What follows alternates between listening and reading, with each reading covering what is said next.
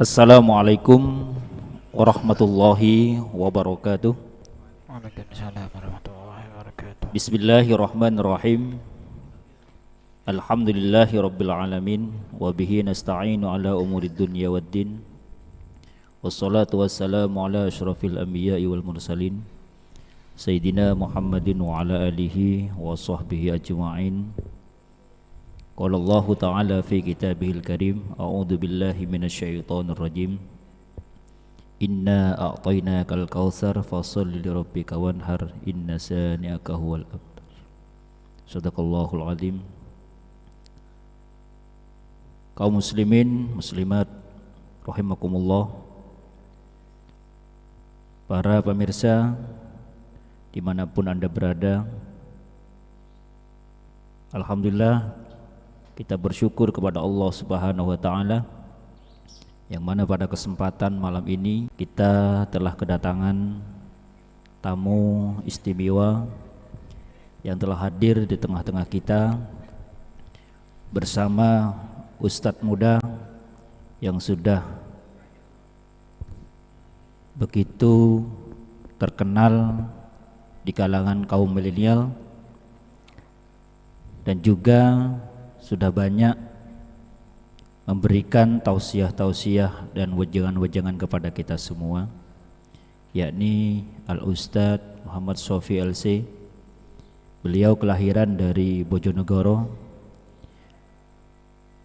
Malam ini beliau nanti akan mengupas tuntas tentang kajian fikih kurban, di mana kurban merupakan bagian dari syariat Islam yang telah ada semenjak manusia berada, sehingga kita semua sebagai anak-anak Adam bisa melaksanakan dan juga bisa mengikuti apa yang sudah dilaksanakan oleh para pendahulunya. Bentuk syariat kurban ini merupakan salah satu rasa syukur kita kepada Allah Subhanahu wa taala yang mana telah memberikan nikmat yang luar biasa bagi kita semua, sehingga dengan sebuah pengorbanan yang begitu besar dan juga suatu keharusan atau suatu bentuk rasa tasyakur kita sebagai hamba kepada Allah Subhanahu wa taala. Oleh karena itu, maka pada malam hari ini saya bersama Ustadz Sofi, nanti beliau akan memberikan banyak materi-materi tentang bagaimana hukum kurban dan seterusnya, bagaimana cara berkurban yang benar menurut syariat Islam. Nanti beliau akan menyampaikan sesuai dengan kajian-kajian fikih. Oleh karena itu saya sapa dulu. Assalamualaikum Ustaz. Waalaikumsalam warahmatullahi wabarakatuh. Sehat Ustaz? Alhamdulillah. Alhamdulillah, mudah-mudahan kita semua di masa pandemi ini kita selalu dalam keadaan sehat walafiat. Amin amin amin ya rabbal alamin. Karena kita ini dalam kondisi saat ini kita betul-betul harus mengikuti apa yang dianjurkan oleh pemerintah. Ya betul. Jadi kita bersama-sama semoga kita selalu mampu menjaga kesehatan kita, sehingga kita tidak hanya iman kita yang kuat tapi juga imun kita juga harus kuat. Terima kasih pemirsa dimanapun Anda berada. Untuk menghemat waktu, maka kami akan membacakan profil singkat dari beliau Al-Ustadz Muhammad Sofi LC.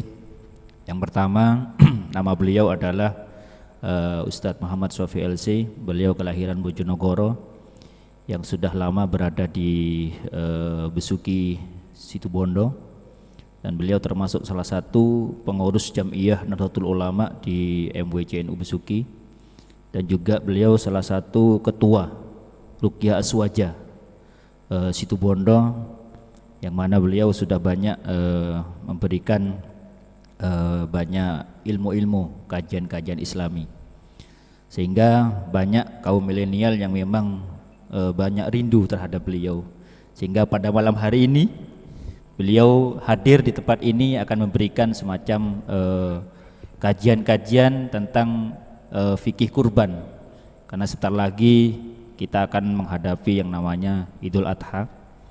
Seperti apakah kurban menurut syariat Islam?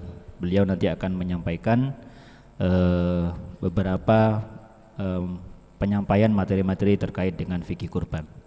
Oleh karena itu, waktu saya serahkan kepada Ustaz Muhammad Sofi. Untuk selanjutnya kami pasrahkan sepenuhnya kepada Al-Mukarram Al-Ustaz Muhammad Sofi LC. Kami aturkan. Assalamualaikum warahmatullahi wabarakatuh. Waalaikumsalam warahmatullahi wabarakatuh. Bismillahirrahmanirrahim. Alhamdulillahirabbil alamin. Wassalatu wassalamu ala sayyidina Muhammadin asyrafil mursalin wa ala alihi wa sahbihi ajmain. Subhanaka la ilma lana illa ma 'allamtana innaka antal alimul hakim. Wa tub 'alaina innaka antat tawwabur rahim wa taqabbal minna innaka antas samiul alim. Qala rabbi shrah li sadri wa yassir li amri wa hlul 'uqdatam min lisani yafqahu qawli. Nawaitu ta'alluma wa ta'allima al-ifadata wal istifada wa tamassuk ala kitabillah wa sunnati rasulih wa du'a ila al-huda wa dalala ala al-khair ibtigha'a mardatihi wa qurbihi wa thawabihi subhanahu wa ta'ala. Amma ba'du.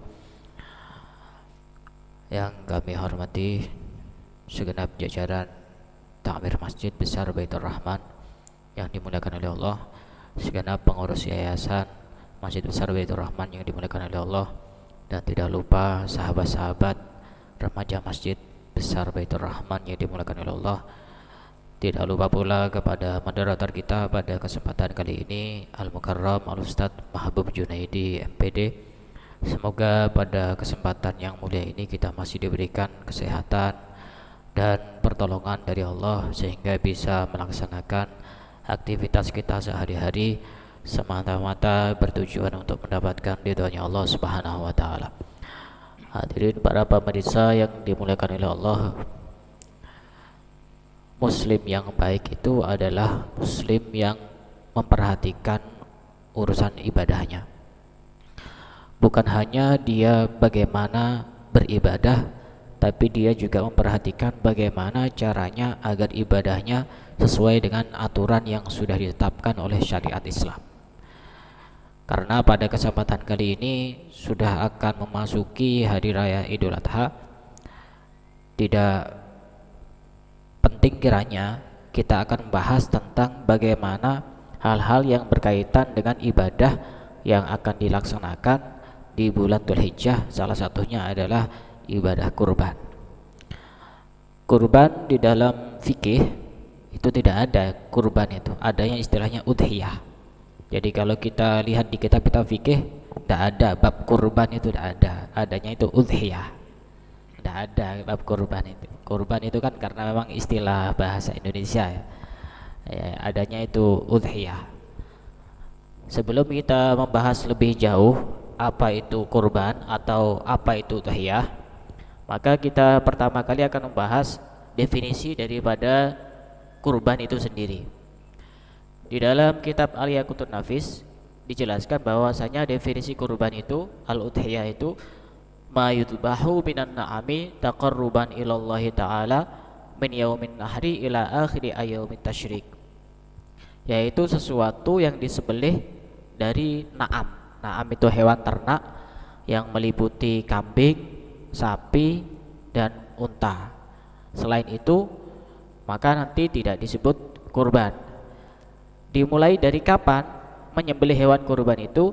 Dimulai pada tanggal 10 Dzulhijjah, yaitu pada hari raya Idul Adha, sampai akhir hari tasyrik, yaitu hari tasyrik itu dari tanggal 11, 12, dan terakhir tanggal 13. Jadi kalau ada sebagian orang yang memahami bahwa menyembelih kurban itu hanya dilaksanakan pada hari raya Idul Adha saja, itu berarti kurang tepat pemahamannya, karena masih ada jangka waktu yang cukup panjang untuk menyembelih. Masih ada 4 hari kalau dihitung dari hari raya Idul Adha. Jadi masih ada 3 hari untuk menyembelih hewan kurban. Dan udhiyah sendiri itu kenapa disebut udhiyah? Salah satunya karena diambil dari kata duha. Karena menyembelih hewan kurban itu rata-rata di waktu duha. Karenanya disebut udhiyah. Juga disebut udhiyah karena itu namanya hewan sembelihan. Ini jika kita melihat dari segi definisi atau pengertian daripada kurban atau udhiyah. Kemudian yang berikutnya, Bagaimana hukum berkurban itu sendiri? Di dalam kitab-kitab fikih dijelaskan bahwasanya hukumnya itu terbagi menjadi 3. Hukum kurban bisa jadi menjadi wajib, bisa jadi sunnah ain, bisa jadi sunnah kifayah. Kapan kurban itu menjadi wajib? Kurban itu menjadi wajib pada saat orang bernadar untuk berkurban, maka kurban itu hukumnya wajib. Semisal contoh seperti ini, ada orang sakit, kemudian dia bilang seperti ini, nanti kalau saya sembuh saya bernadar akan berkurban, maka kurban pada saat itu menjadi wajib, dan jika tidak dilakukan berdosa. Jika tidak dilakukan berdosa.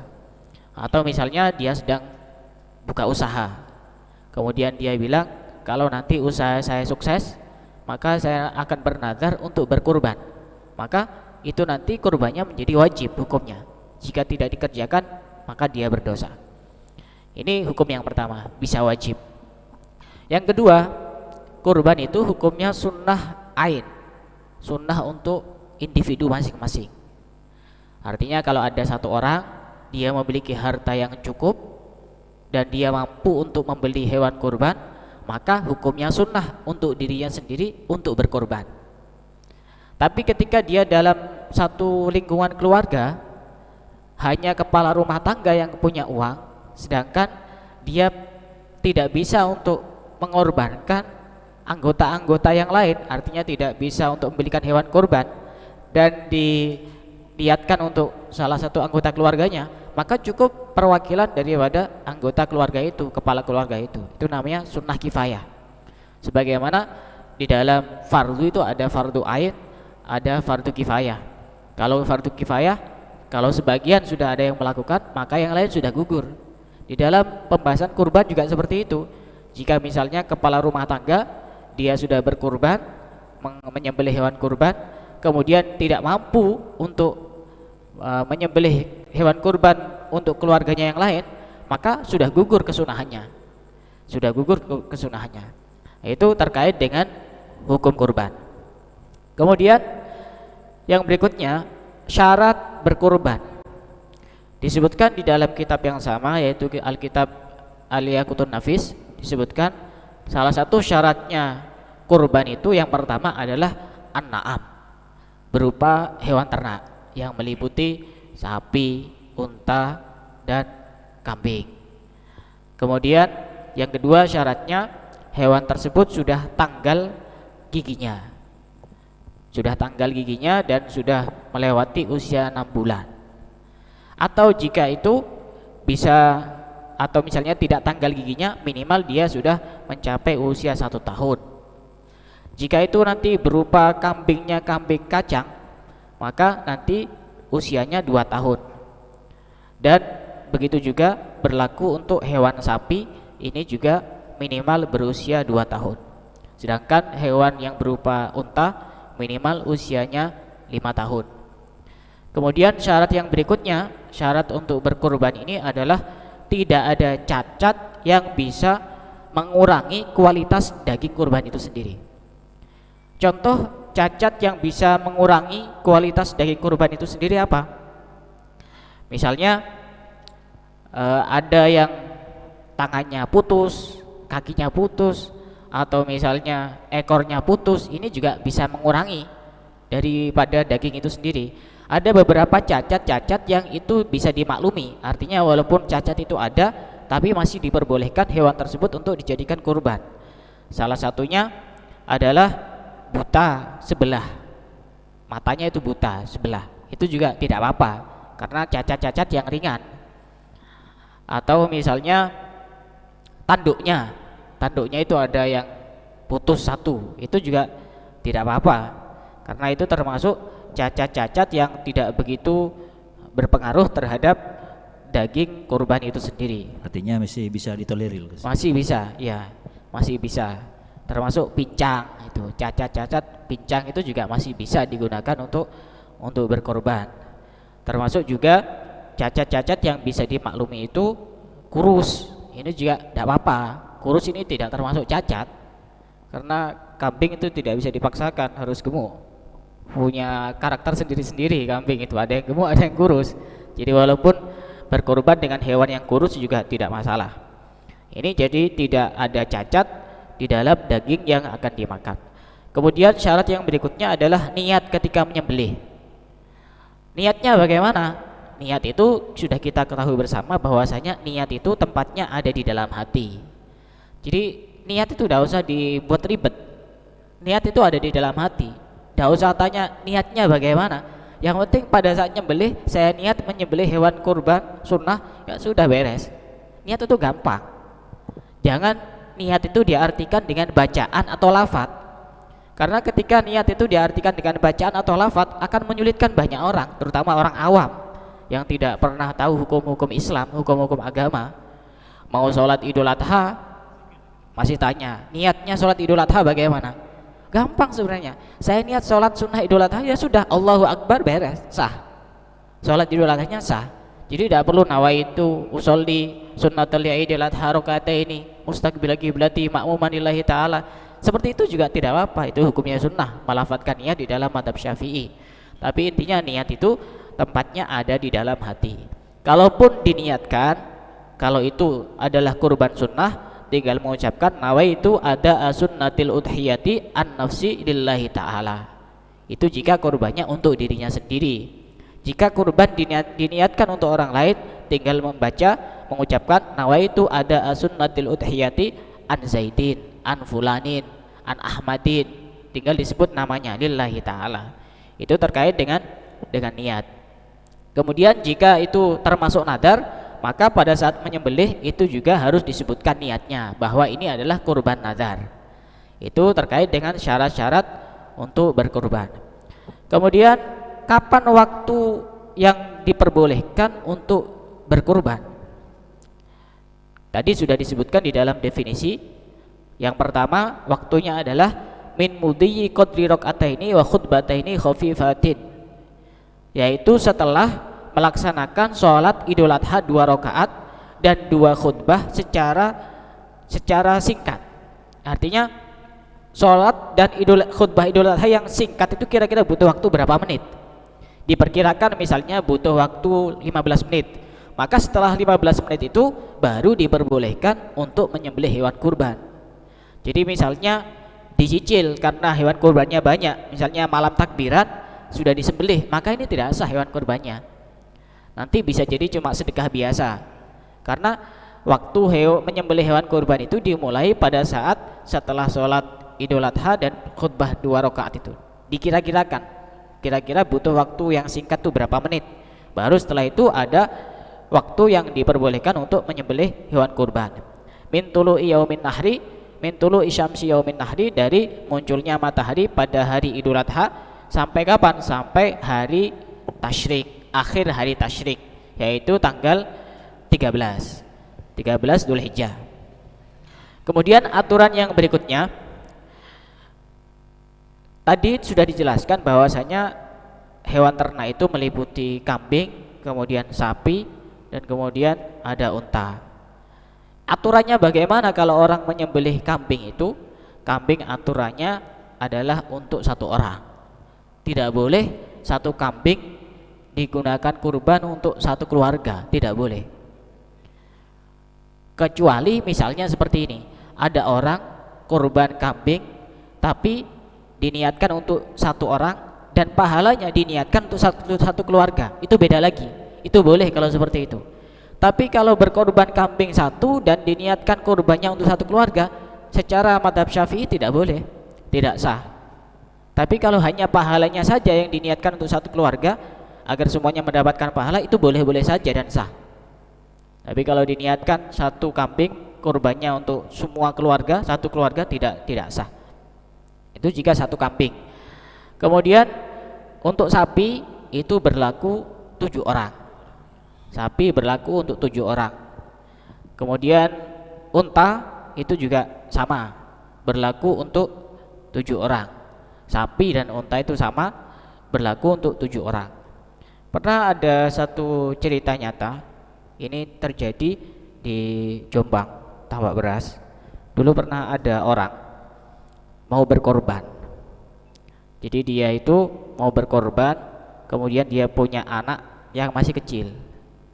Tanya kepada Kiai Bisri Samsuri, Denanyar, pengasuh pondok pesantren Denanyar Jombang. Kiai, ini bagaimana? Saya ini mau berkorban satu kambing untuk diri saya sendiri dan untuk anak saya. Kiai Bisri ya jawabnya secara fikih, tidak boleh. Kalau dua ya kambingnya harus dua. Oh, tapi ini masih kecil ini anaknya, ya tetap tidak boleh. Satu kambing untuk satu orang, kalau dua ya dua kambing, beli satu kambing lagi. Artinya berhubung orang ini tidak terima dengan fatwanya Kiai Bisri Samsuri, pindah ke kiai yang lain. Akhirnya pindah ke Kiai Wahab Hasbullah Tawa Beras, yang masih keluarga. Kiai Wahab itu jawabnya sangat bijaksana sekali. Kamu mau korban apa? Mau korban kambing. Untuk berapa orang? 2 orang. Satunya siapa? Anak saya yang masih kecil. Oh begitu. Begini ya. Nanti hewan korban itu kan dibuat untuk tunggangan pada saat melewati sirat di hari kiamat itu. Nah, anakmu itu kan masih kecil. Nanti kalau mau naik itu gimana caranya? Kan tidak bisa. Terus gimana caranya biar anak saya ini bisa naik bareng dengan saya? Caranya gampang. Cari tangga, nanti biar bisa naik ke situ. Tangganya apa? Beli kambing satu lagi. Nanti anak kamu ini kan bisa naik ke kambing satunya. Oh begitu, ya sudah. Saya sekarang mau beli kambing lagi. Padahal jawabannya sebenarnya sama. Tapi karena cara menjawabnya berbeda, orang ini seakan-akan merasa tercerahkan dengan jawabannya Kiai Wahab. Ya ini aturan yang paten ini. Satu kambing untuk 1 orang. Satu sapi untuk 7 orang, 1 unta untuk 7 orang. Nah itu terkait dengan bilangan kambing yang akan dikorbankan itu 1 kambing 1 orang, 1 sapi 7 orang, dan 1 unta untuk 7 orang. Mungkin dari sini dulu bisa dilanjutkan, okay. Moderator. Terima kasih Gus. Ini terkait dengan kurban tadi. Gus Sofi masih belum menyampaikan apakah kurban itu harus pejantan atau bagaimana kalau misalnya berkorban dengan hewan betina. Ya. Ini mungkin juga perlu dijelaskan Gus. Ya, sebenarnya untuk berkorban itu tidak ada syarat apakah ini jantan atau betina. Jadi mau korban dengan hewan jantan boleh, mau korban dengan hewan betina juga boleh. Ini juga berlaku untuk akikoh. Bisa akikoh itu dengan kambing jantan atau kambing betina. Cuma hanya di sini perbedaannya hanya masalah afdoliyah saja. Ini perbedaan masalah keutamaan. Mana yang lebih utama, korban dengan hewan jantan atau hewan betina. Jadi hanya masalah lebih utama, karena dagingnya mungkin bisa jadi kalau kambingnya yang jantan ini kurus, kambing yang betina ini bisa gemuk, kan otomatis.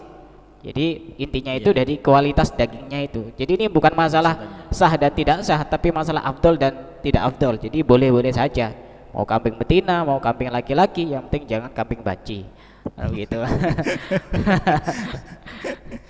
Jadi tidak apa-apa. Jadi artinya lebih afdol ya artinya. Iya, lebih afdol ya. Ya, tidak apa-apa. Terus begini, artinya orang itu pengen berkurban, tapi dirinya itu masih belum berakikoh. Ya. Ini bagaimana nanti? Apakah mendahulukan akikoh dulu atau untuk berkurban dulu? Ya.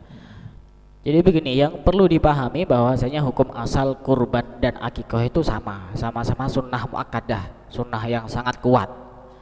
Jadi namanya sunnah itu ya tidak ada kaitannya antara kurban dengan akikoh itu. Jadi seandainya pun dia mau kurban dan belum akikoh ya tetap sah. Hanya saja ini ada 3 pilihan ini. Ada 3 pilihan terkait orang yang belum akikoh tapi dia mau kurban.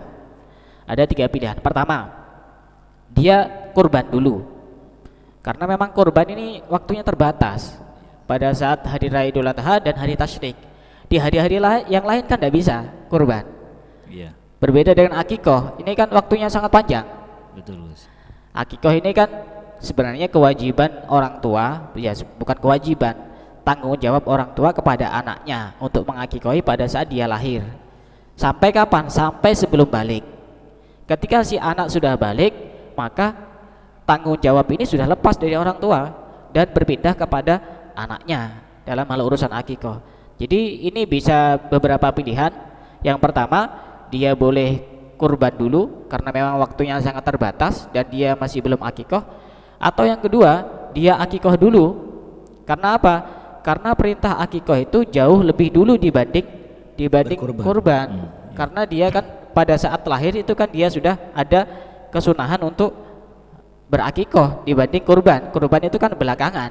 Jadi ini pilihan yang pertama. Pilihan yang kedua yaitu tadi akikoh dulu. Jadi kurbannya nanti diakhirkan, ditunda dulu. Boleh. Atau ada pilihan yang lebih praktis lagi, digabung. Jadi dia itu niat berkurban sekaligus niat akikoh. Boleh juga Gus ya? Boleh. Ini menurut pendapat Imam Ar-Romli. Jadi menurut pendapat Imam Ar-Romli itu diperbolehkan untuk akikoh sekaligus kurban. Ya, sah menurut Imam Ar-Romli. Tapi menurut Ibnu Hajar ini tidak sah. Jadi kita ngikuti pendapat Imam Ar-Romli, ini lebih praktis dan lebih ekonomis. Jadi kurban kambing satu sekaligus diniatkan akikoh. Menurut Imam Ar-Romli ini sah dan boleh. Tapi menurut Ibnu Hajar sama-sama madhab Syafi'i ini tidak sah. Jadi kita tinggal pilih saja. Pilihan pertama kurban dulu atau akikoh dulu. Atau yang ketiga langsung saja. Dua-duanya begitu. Itu lebih praktis itu. Jadi gitu. Jadi artinya memang kalau seperti itu kebanyakan orang yang mungkin yang pilih yang praktis itu mungkin. Iya. Jadi tidak dua kali. Ya, tapi kalau orang pengen pahalanya lebih banyak ya lain-lain. Oh itu. Iya. Iya. Lain-lain. Jadi dia nanti kurban dulu atau akikoh dulu nanti biar pahalanya lebih banyak. Gitu. Karena memang waktu kurban itu memang terbatas waktunya. Terbatas, ya. Kalau akikoh itu kan masih panjang gitu ya. Ya. Dan juga mungkin sebagian orang itu pemahamannya bahwa kurban itu ada yang memahami bahwa kurban itu setahun satu kali atau kadang-kadang yang lebih parah lagi seumur hidup sekali. Padahal kesunahan itu kan berulang-ulang setiap tahun kan ya. Terus begini Gus, jadi banyak masyarakat itu berpendapat bagaimana hukumnya Ustadz kalau misalnya berkurban bagi orang yang sudah meninggal dunia? Hukumnya bagaimana? Ini yang sering terjadi di masyarakat yang masih propaganda memaknai kurban itu. Mungkin karena waktu masih hidup dia masih belum bisa memberikan kurban kepada si ayah atau si ibu, tapi ketika sudah meninggal akhirnya dia punya atau kaya sehingga dia ingin niat untuk mengorbankan si yang meninggal itu. Bagaimana hukumnya kalau berkurban untuk yang meninggal itu? Ya begini, kalau kita membahas dari segi pandangan madhab Syafi'i, di situ ada dua pendapat. Mayoritas ulama madhab Syafi'i mengatakan bahwasanya berkurban untuk orang yang meninggal dunia itu tidak sah jika orang yang meninggal ini tidak berwasiat kepada orang yang hidup itu. Tidak sah. Kebanyakan ulama madhab Syafi'i itu mengatakan tidak sah jika tidak ada wasiat. Tapi kalau ada wasiat dari orang yang akan meninggal ini kepada orang yang masih hidup, maka itu sah, semuanya sepakat kalau ada wasiat. Kalau tidak ada wasiat, kebanyakan mengatakan tidak sah. Walaupun ada pendapat yang memperbolehkan, yaitu pendapatnya Imam Ar-Rafi'i mengatakan itu sah walaupun tidak ada wasiat. Jadi walaupun tidak ada wasiat itu sah. Menurut pendapatnya Imam Ar-Rafi'i. Salah satu alasannya bahwasanya kurban itu kan termasuk ibadah sunnah dan termasuk bagian dari sedekah. Sedangkan ada satu hadis yang mengatakan idza mata ibnu adama inqata'a amaluhu illa min salasin. Pada saat manusia itu meninggal dunia maka semua amalnya terputus kecuali tiga hal. Dan salah satunya adalah sedekah. Dan bagian dari sedekah itu adalah berkorban itu sendiri. Itu alasan yang menguatkan pendapat bahwasanya orang yang meninggal dunia itu boleh untuk diniatkan berkorban untuk orang tersebut walaupun tidak ada wasiat. Itu salah satu alasan yang menguatkan. Tapi mayoritas mengatakan tidak sah. Tidak sah jika tidak ada wasiat. Itu bagi orang yang meninggal dunia. Begitu. Jadi intinya walaupun tanpa wasiat jadi boleh. Boleh menurut Imam Ar-Rafi'i. Tapi Imam menurut Rafi'i. mayoritas ulama madzhab Syafi'i mengatakan tidak boleh jika tidak ada wasiat. Tidak ada wasiat. Iya. Justru kalau ada wasiat itu harus dilakukan berarti. Harus dilakukan karena Kalau itu termasuk kewajiban. Termasuk kewajiban. Iya. Apakah juga termasuk nadar atau gimana si yang meninggal itu? Ya wasiat bukan nadar. Oh nadar, wasiat ya. Wajib untuk dijalankan. Nggih. Terus begini apa namanya? Juga sering terjadi di masyarakat berkurban, artinya orang yang berkurban apa namanya itu sebelum berkurban memotong rambut atau kuku tapi sebelum berkurban. Hukumnya bagaimana itu, Gus? Ya, ini sering terjadi kesalahpahaman di sebagian masyarakat kita, bahwasanya orang yang akan berkorban itu tidak diperbolehkan untuk memotong kuku atau memotong rambut atau bagian-bagian tidak boleh ada yang terpisah dari tubuhnya. Iya. Ini sebenarnya bukan tidak boleh, tapi tidak dianjurkan. Ya sudah jelas berbeda. Karena kalau tidak boleh nanti bisa jadi berakibat hukum yang tidak sah. Iya. Bisa jadi haram. Ini memang bukan tidak boleh ya, memang tidak dianjurkan untuk memotong kuku, memotong rambut dan sejenisnya sehingga terlepas dari tubuhnya. Salah satu alasannya apa? Salah satu alasannya adalah agar semua anggota tubuh itu semuanya mendapatkan pahala pada saat berkorban. Jadi itu alasannya. Jadi ya boleh-boleh saja.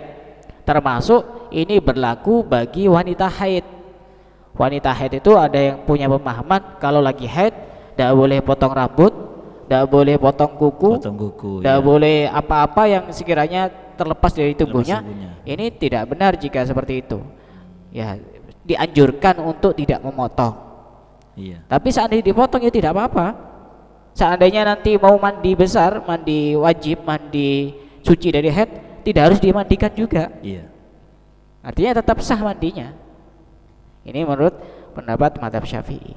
Jadi boleh saja memotong rambut atau memotong kuku bagi orang yang akan berkorban. Begitu Ustaz. Iya. Begini Gus, ini apa namanya?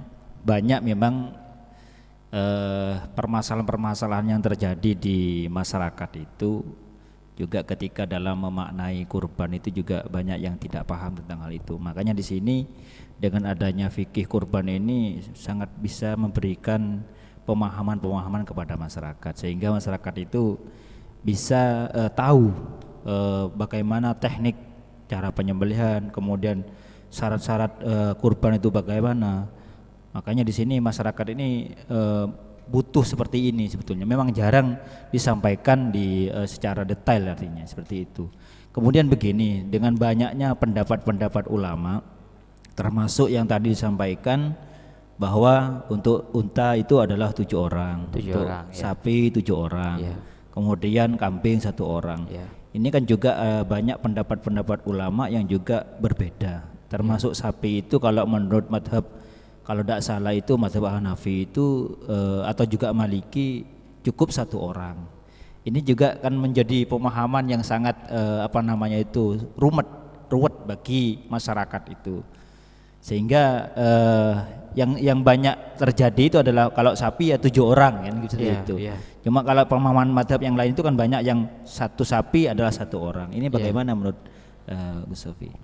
Saya kira perbedaan di kalangan para ulama itu ya menimbulkan rahmat ya. Artinya kita tinggal pilih, bagi orang yang mampu ya kenapa tidak? Iya. 1 sapi untuk 1 orang. Misalnya dia memang kaya, setiap anggota keluarganya yang berjumlah 10 misalkan dibelikan sapi satu-satu ya silakan ngikuti madhab misalkan Maliki kalau tidak salah. Walaupun dalam madhab Syafi'i 1 sapi untuk 7 orang ya boleh-boleh saja. Dan ini juga berlaku untuk ini patungan kurban.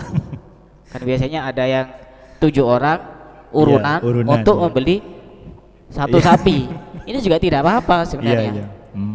Kecuali misalkan yang urunan ini lebih dari 7, berbeda lagi. Misalkan 17, belinya cuma 1 sapi. Maka ini nanti tidak diperbolehkan dan tidak sah. Sama seperti kejadian kurban yang terjadi di sekolah-sekolah. Iya betul.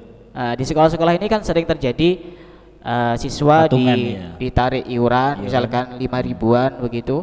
setelah itu diberikan kambing 1 atau 2, padahal siswanya ini kan banyak. Betul. Bisa jadi sampai 100 lebih. Iya. Nanti kalau dibuat hewan tunggangan kan kasihan kambingnya Iya. ini. Bagaimana Iya, itu, berat. apakah juga Beban berat nanti itu. iya beban berat itu. Nah, bagaimana praktek seperti itu, apakah bisa menjadi kurban atau bagaimana? Ya otomatis tidak sesuai dengan aturan, jadi Iya. itu bukan kurban. Tapi saya kira juga tidak perlu untuk dilarang, tapi mestinya guru-guru juga harus menjelaskan bahwa ini bukan kurban, ini melatih orang untuk berkorban. Iya. Ya, Untuk melatih melatih. orang untuk berkorban ya. Jadi saya kira ya tidak perlu untuk dilarang juga. Iya. Karena pun nanti kalau misalnya tidak sah menjadi korban, toh jadi sedekah biasa. Tapi mestinya juga nanti guru itu harus benar-benar menjelaskan, khawatir nanti siswa memahami dengan pemahaman yang tidak benar. Betul, iya. Ya, jadi seperti itu. Dia tidak boleh kalau cuma dengan praktek yang tadi itu di sekolah itu tidak boleh. Sebagai korban itu tidak bisa, tidak Iya. sah. Kemudian ini apa namanya, bahwa sesuai dengan syarat yang tadi disampaikan bahwa untuk sapi sekian, unta sekian. Nah, terus bagaimana ketika ada orang yang ingin berkurban tapi dia itu ada niat dalam hatinya untuk berkurban, tapi yang dikurbankan itu hanya ayam yang ingin dikurbankan, Gus. Bagaimana itu, Gus? Ya begitu. Seperti itu. Jadi kalau kita ngikuti mayoritas pendapatnya Madzhab Syafi'i, ya memang yang diperbolehkan cuma tadi itu an-na'am itu, termasuk sapi, kambing, unta. Ada sebagian pendapat yang mengatakan termasuk kerbau karena jenisnya sama dengan Sama, sapi. ya. Itu boleh. Bagaimana kalau orang yang tidak punya tapi dia tetap Ingin pengen berkurban. ya, kurban dengan Khawatir hewan. takut jadi kurban jadinya. Jadinya Kalau kurban iya, apa? Iya, kurban perasaan. Perasaan. jadinya. Ada, kalau kita mau ikuti pendapatnya Ibnu Abbas, ini boleh berkorban dengan 1 ekor ayam, itu boleh. Akikah juga boleh. Iya. Tapi berlaku bagi orang yang memang benar-benar tidak mampu. Iya. Tapi kalau mampu beli sapi, pas beli ayam, ya ini bukan kurban namanya. Iya. Itu mungkin mau selamatan. Jadi boleh Boleh ya. ngikuti pendapatnya Ibnu Iya. Abbas. Artinya untuk meringankan si Iya. orang tersebut gitu ya. Ya betul. Karena kalau nanti Boleh. diberikan beban yang berat-berat, nanti khawatir kan, wah sampai kapan saya mampunya untuk bisa beli sapi kan gitu. Iya betul. Kan seperti itu. Iya. Tapi saya ingin berkurban kan begitu. Gitu. Iya. Makanya di situ berarti kan bisa mengikuti yang bisa memberikan keringanan kepada orang Iya tersebut. betul. Termasuk juga yang sering ditanyakan itu, apakah pada saat menyembelih hewan kurban itu harus baca bismillah? Ini sebenarnya tidak harus dan tidak wajib. Itu termasuk hal-hal yang sunnah. Pada saat menyembelih hewan kurban itu termasuk hal yang sunnah. Termasuk kesunahan menyembelih hewan kurban, yang pertama adalah membaca bismillah. Bisa bismillah atau bismillahirrahmanirrahim. Kemudian menghadap ke arah kiblat. Iya. Setelah itu ada doa yang bisa dibaca pada saat menyembelih hewan kurban. Allahumma hadza minka wa ilaika fataqabbal minni. Ya Allah, ini darimu dan untukmu, maka terimalah kurbanku ini. Iya. Itu doanya, dan doa tidak harus berbahasa Arab. Dan juga termasuk kesunahan pada saat menyembelih hewan kurban itu menggunakan alat yang sangat tajam. Sangat tajam, ya. Sangat tajam. Jadi tidak boleh dengan tulang, tidak boleh dengan kuku, itu tidak diperbolehkan, sehingga itu nanti bisa menyakiti daripada hewan itu sendiri. Dan termasuk adab pada saat menyembelih hewan kurban ini kadang-kadang sering terjadi di masyarakat kita. Itu sebenarnya tidak sangat dianjurkan menyembelih hewan kurban di hadapan hewan yang lain. Jadi aturan yang bagus, walaupun ini bukan masalah sah dan tidak sah ya, Iya. yang bagus itu ditutupi atau dijauhkan dengan hewan yang lain. Yang lain. Khawatir apa? Membuat ketakutan. Iya. Jadi sudah membunuh perasaan hewan itu sendiri. Iya. Jadi bagusnya itu ya tidak menyembelih hewan kurban di hadapan hewan yang lain. Iya. Harus ditutupi dengan kain atau di tempat yang berbeda. Itu adabnya seperti itu. Walaupun itu bukan satu kewajiban, ya tetap sah-sah saja. Coba bayangkan ya, hewannya sudah tahu, oh itu digorok, pas keluar darahnya pas keluar suaranya ya apa ketakutannya itu. Kita kan juga diperintahkan untuk berkasih sayang dengan sesama makhluk Allah. Kan begitu, bukan cuma manusia tapi juga hewan begitu. Iya. Terus sekarang ini kan sudah zaman modern ini. Artinya penyembelihan hewan itu rata-rata kebanyakan sekarang sudah pakai serba mesin, terus seperti itu. Artinya termasuk seperti menyembelih ayam. Ini kan kadang-kadang langsung dimasukkan ke sebuah alat. Nah, seperti itu. Bagaimana untuk menyikapi hal seperti itu? Menyembelih hewan kurban dengan menggunakan mesin. Iya. Yang penting mesinnya ini memenuhi syarat. Artinya mesinnya ini sangat apa ya, bagus, kemudian tajam, tidak banyak menyakiti hewan itu sendiri, artinya langsung terpotong itu. Iya. Dan terpotongnya ini juga melalui aliran yang sudah ditentukan, pernafasan, terus ada saluran makanan itu, maka itu juga tidak apa-apa. Yang penting sudah memenuhi syarat dan tajam itu alatnya, itu tidak apa-apa. Iya. Seperti itu ya. Barangkali dari pemaparan dari Ustadz Sofi ini mungkin dari para pemirsa YouTuber ataupun pemirsa yang ada di rumah mungkin masih belum istirahat, masih setia di YouTube kami di Remaja Masjid Baitur Rahman. Mungkin masih ada ingin yang disampaikan, monggo silakan. Mumpung masih ada waktu, karena memang ini semakin malam semakin hangat pembicaraan kita, apalagi ini soal korban ya, soal korban ya, termasuk korban perasaan ya, apalagi korban-korban yang lain gitu, yang jomblo-jomblo itu ya. Nah seperti itu, sehingga menjadi banyak korban-korban perasaan yang terjadi seperti itu. Mungkin teman-teman atau pemirsa yang ada di rumah yang mungkin masih jam segini masih belum istirahat, mungkin bisa ditanyakan kepada beliau terkait dengan masalah kurban. Karena ini apalagi sekarang ini di masa pandemi ini ya, bagaimana menyikapi terkait dengan isu-isu yang ada di berita-berita itu, maka tidak hanya manusia yang harus diswab dulu ya, bahkan juga binatang pun, hewan pun juga sebelum disembelih harus diswab dulu ya. Seperti itu Gus. Bahkan di depan rumah saya itu ada tulisan ya, jadi sapi yang mau masuk mau disembelih harus melalui swab dulu ya. Gitu. Sehingga virus corona itu tidak hanya lewat manusia saja, jadi binatang pun, sapi pun juga terjangkit corona juga itu, seperti itu. Nah ini makanya ada tulisan, jadi sapi yang mau disembelih harus melalui swab dulu ya. Seperti itu. Seperti itu Gus. Jadi tadi itu kan sudah dijelaskan bahwasanya salah satu syarat hewan kurban itu tidak mempunyai cacat. Nah, salah satu cacat yang tidak bisa dimaklumi itu penyakitan. Hewan yang penyakitan itu nanti akan mempengaruhi kualitas daripada daging itu sendiri. Betul. Jadi itu tidak memenuhi syarat hewan kurban. Jadi kalaupun disembelih ya tetap sah dagingnya karena yang menyembelih orang Islam. Iya. Cuma itu nanti tidak memenuhi syarat sebagai hewan kurban. Mohon maaf, saya revisi tadi ada sedikit kesalahan terkait dengan cacat-cacat yang bisa dimaklumi di dalam hewan kurban. Pertama contohnya seperti tanduknya itu terpotong, atau ini kemaluannya itu dikebiri. Itu bagian dari cacat-cacat yang bisa dimaklumi. Cacat-cacat yang tidak bisa dimaklumi contohnya seperti tadi saya bilang buta mata sebelah itu bisa dimaklumi. Mohon maaf, kesalahan ngomong. Itu termasuk cacat-cacat yang tidak bisa dimaklumi, termasuk penyakitan, termasuk pincang, termasuk terlalu kurus. Kambing yang terlalu kurus, kemudian kambing yang hamil, itu juga termasuk cacat-cacat yang tidak bisa dimaklumi. Kemudian sebenarnya yang sering terjadi di masyarakat kita sering ada pertanyaan, orang yang berkorban itu sebenarnya boleh apa enggak makan daging korbannya sendiri? Iya itu banyak yang. Nah ini kadang-kadang sering banyak yang bertanya. Ya tergantung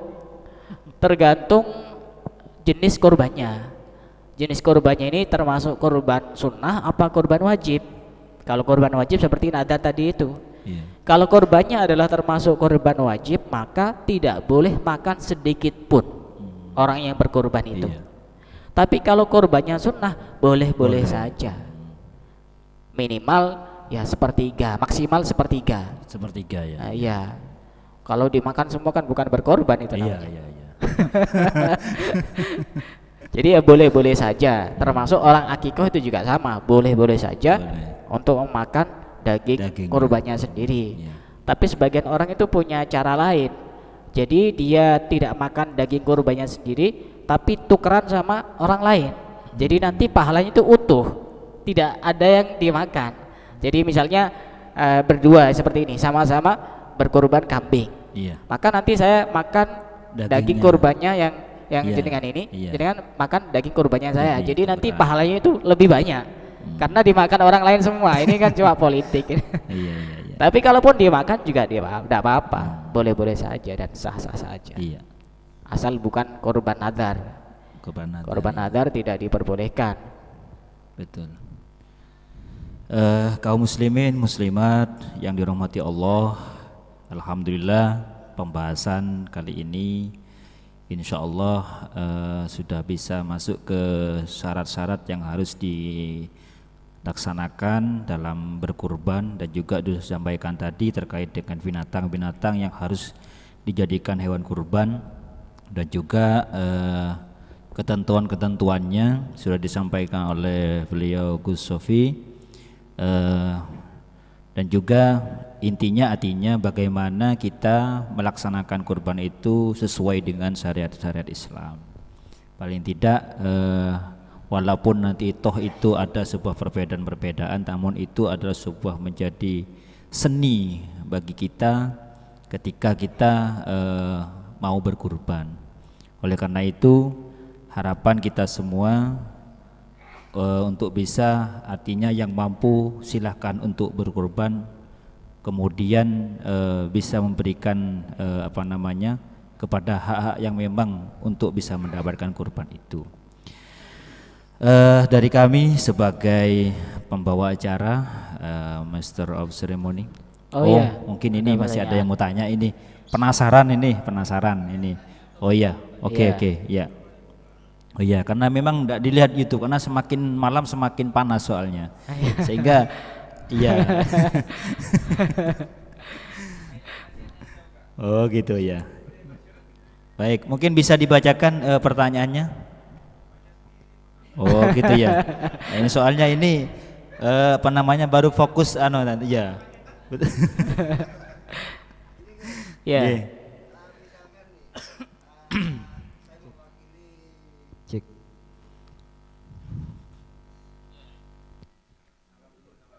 Ya, monggo silakan dari Mas Zaki, pertanyaannya bisa disampaikan. Assalamualaikum warahmatullahi wabarakatuh. Waalaikumsalam Iya. warahmatullahi wabarakatuh. Nah, saya mewakili buat teman-teman atau buat saudara-saudara pemirsa juga. Ketika saya mempunyai niat untuk berkorban, tapi saya masih mempunyai tanggungan atau hutang, itu gimana? Bisa. Ya. Mana yang perlu kita dahulukan, hutang dulu atau berkorban dulu? Ya. Iya, monggo silakan, Gus Sofi. Begini ya. Atau mengorbankan hutang. Jadi begini, sudah kita ketahui bahwasanya hukumnya kurban itu kan hukum asalnya sunnah muakkadah, sunnah yang sangat kuat jika memang bukan kurban nazar. Sedangkan membayar hutang itu hukumnya wajib. Bahkan ayat di dalam Al-Quran yang paling panjang dari juz 1 sampai juz 30 itu adalah ayat yang membahas tentang hutang. Jadi satu ayat itu dari halaman yang paling atas itu sampai ke bawah cuma satu ayat menjelaskan tentang hutang. Tidak ada ayat yang lebih panjang daripada itu. Satu ayat itu sangat serius sekali menjelaskan tentang membayar hutang. Jadi kalaupun berkorban dan dia masih punya tanggungan hutang, selama memenuhi syarat ya tetap sah korbannya. Cuma jika yang ditanyakan adalah mana yang harus lebih didahulukan, ya tidak etis, masih punya kewajiban kok melakukan sesuatu yang tidak wajib begitu. Tapi kalaupun misalkan tetap memaksakan diri berkorban dan memenuhi syarat-syaratnya termasuk hewannya, orangnya dan seterusnya, ya tidak apa-apa, tetap sah, korbannya sah begitu. Bisa dipahami ya? Gimana Mas Zaki? Insya Allah bisa. Nah, apalagi dari hutang, berhutang untuk sesuatu yang tidak wajib. Oh ya, ini ada juga pertanyaan ini Gus dari fan YouTube ya. Iya. Terkait dengan pahala ayam dan sapi. Iya. Apa juga sama Kiai? Pahalanya ayam dan sapi. Ya jelas kalau ayam sama sapi ya beda kan ya. Iya. Iya, kalau ayam sama sapi ya jelas beda. Iya. Cuma begini.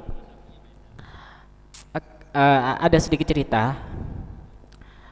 Dulu ada salah seorang waliullah yang sangat terkenal.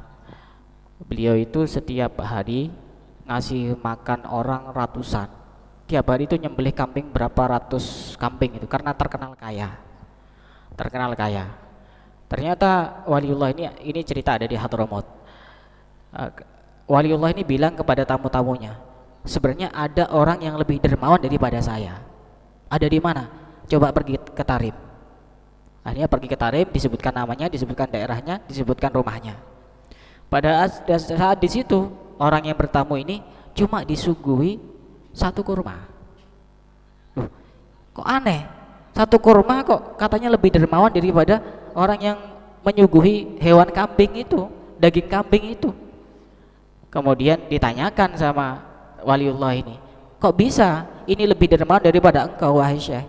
Iya, karena yang dimiliki dia itu cuma 2 kurma dan yang diberikan 1 kurma. Ini berarti pahala itu bukan dilihat dari seberapa banyaknya, tapi bisa jadi dari ini kualitas orang ini, dia punya apa.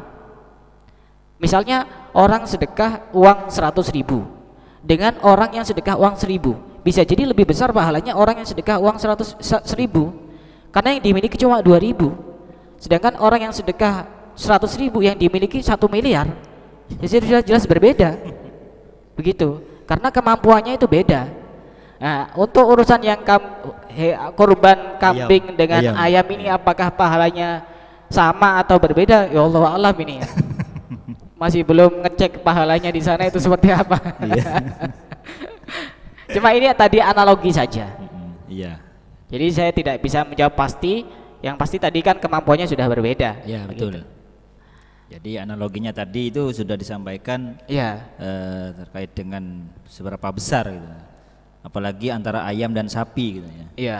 Yang jelas nanti kalau ditimbang nanti di akhirat lebih berat sapi kan begitu. Iya, kalau beratnya lebih berat sapi. Apalagi dinaiki sama yang punya sapi. Betul, iya. Pemirsa di Budiman dimanapun Anda berada, karena memang ini sudah waktunya sudah cukup. Walaupun ini masih banyak ini masih ada satu lagi. Apa namanya ini? Cuma ini masih ada tambahan sebelum kita tutup pada malam hari ini materi. Ini masih ada yang sedikit disampaikan, masih belum tersampaikan oleh beliau terkait dengan perbedaan kurban dan akikoh, mungkin seperti itu. Ya, terkait dengan perbedaan kurban dengan akikoh, kalau kurban itu dagingnya dibagikan dalam keadaan mentah.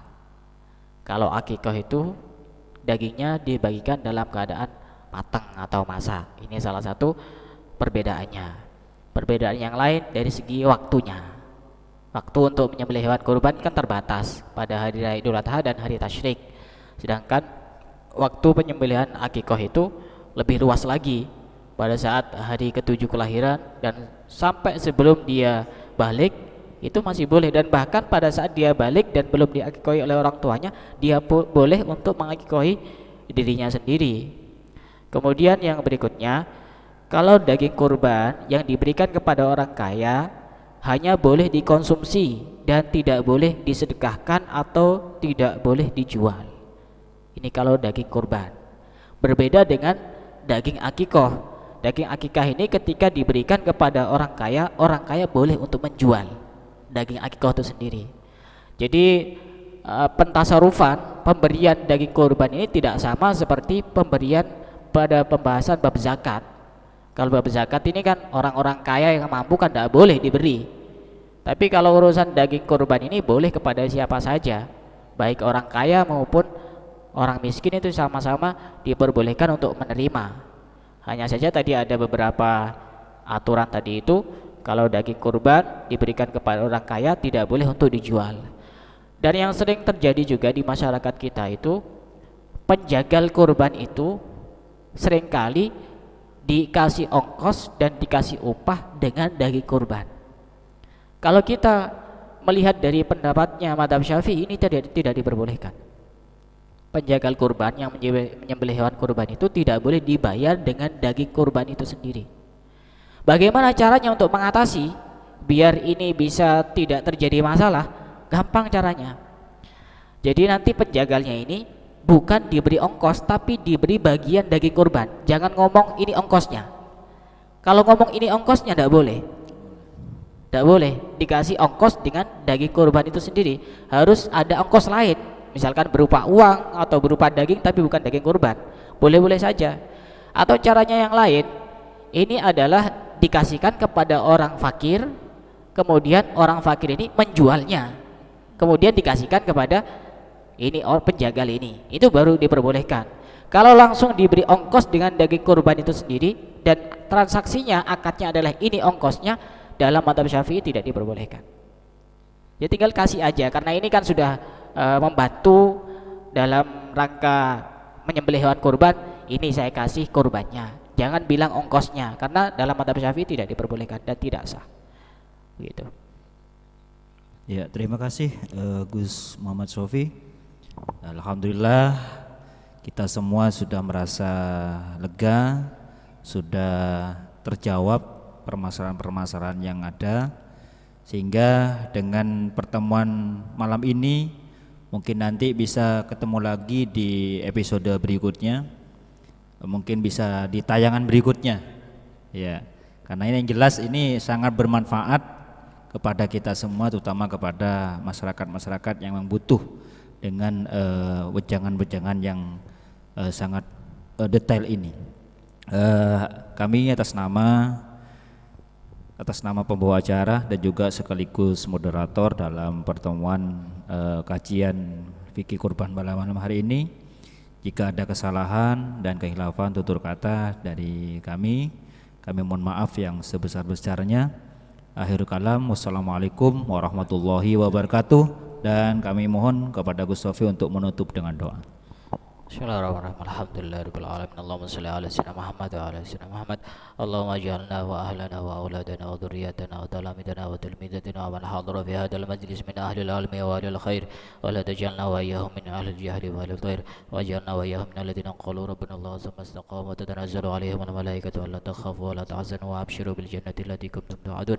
Allahumma hasil maqasidana min maqasidid din wa dunya wal akhirah, wa sallim marana wa murid din wa dunya wal akhirah, wa qdi hawaijan min hawaijid din wa dunya wal akhirah. Antal muhassir ya Allah, la muhassila ila anta. Allahumma ya muyassir kulli asir yasir muradana bi fatikal wasi.